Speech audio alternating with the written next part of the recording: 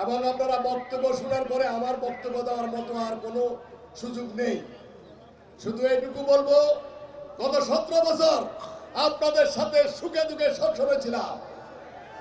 17 বছর কষ্ট করেছেন, আর একটা দিন 12ই ফেব্রুয়ারি সারাদিন কষ্ট করে সকালে বড় বড় ঘুম থেকে উঠে ভোট গণনা না পর্যন্ত আপনারা কেন্দ্র থেকে বিএনপিকে জয়যুক্ত করলে আমাদের সুখের দিন ফিরে আসবে।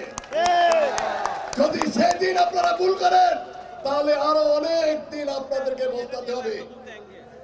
আমাদের প্রতিপক্ষের কথা অনেকজনে বলেছে, আপনারা শুনেছেন, তাদের বান্ত নীতিতে আপনারা পা দিবেন না। অনেক কষ্ট করেছেন, কষ্ট করে আজকে আমরা এখানে এসেছি। আপনারা সবাই ঐক্যবদ্ধ থেকে কাঁধের কাঁধ মিলিয়ে সবাই একত্রিত হয়ে বিএনপিকে জয়যুক্ত করলে জনাব তারেক রহমান সাহেব প্রধানমন্ত্রী হবে, জনাব আব্দুল হামিদ মন্ত্রী হবে এবং আপনাদের উন্নয়ন হবে। এইটুকু আপনারা ভালো করে জানেন। সর্বশেষ আমার স্ত্রী মুন্নাফর শাহিন আক্তার আজকে এখানে থাকার কথা ছিল, অসুস্থতার কারণে আসতে পারে নাই। সবসময় আপনাদের সুখে দুঃখ ছিল, তার জন্য দোয়া করবেন এবং তাদের শীষে ভোট দিবেন এই আশা ব্যক্ত করে এখানে শেষ করছি। আসসালামু আলাইকুম।